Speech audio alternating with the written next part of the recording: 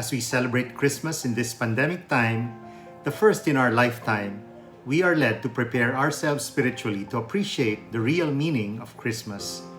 For the last so many years of our lives, Christmas has become more frenetic and so commercialized that we have probably forgotten why we celebrate it in the first place.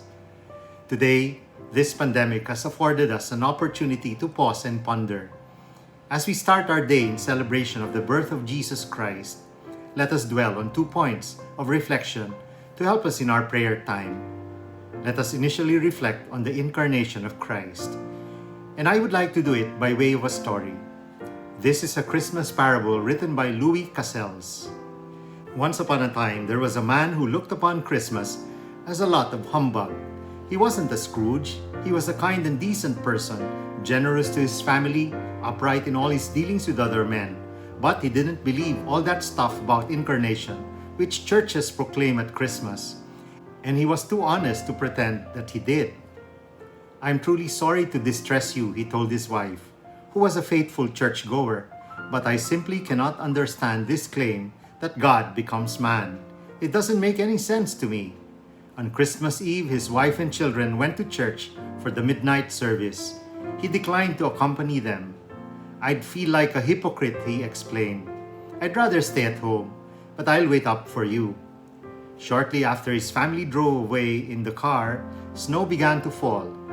He went to the window and watched the flurries getting heavier and heavier. "If we must have Christmas," he thought, "it's nice to have a white one." He went back to his chair by the fireside and began to read his newspaper. A few minutes later, he was startled by a thudding sound. It was quickly followed by another, then another. He thought that someone must be throwing snowballs at his living room window.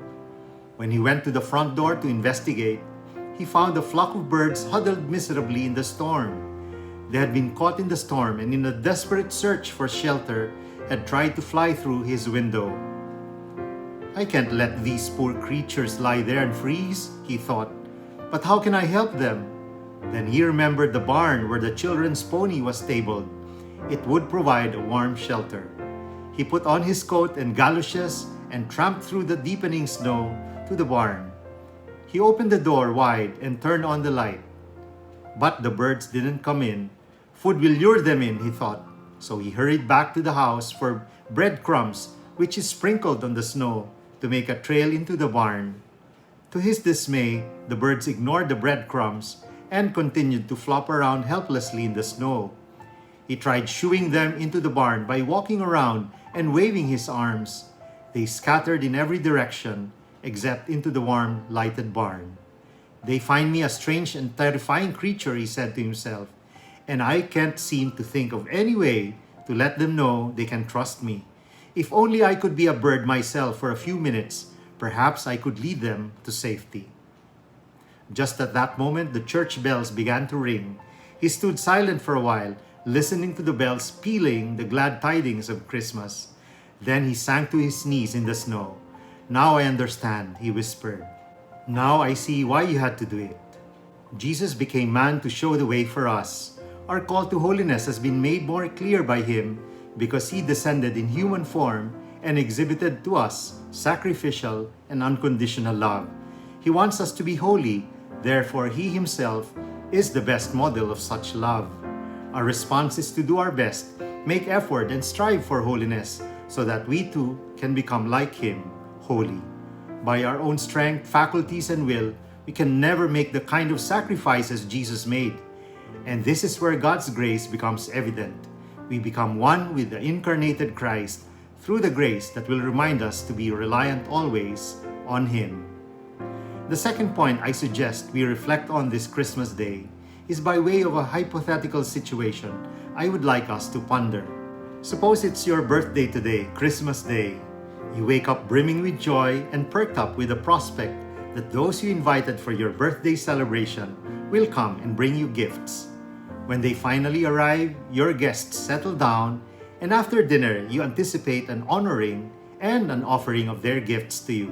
Instead, to your shock and dismay, they exchange gifts among themselves, leaving you out without a gift.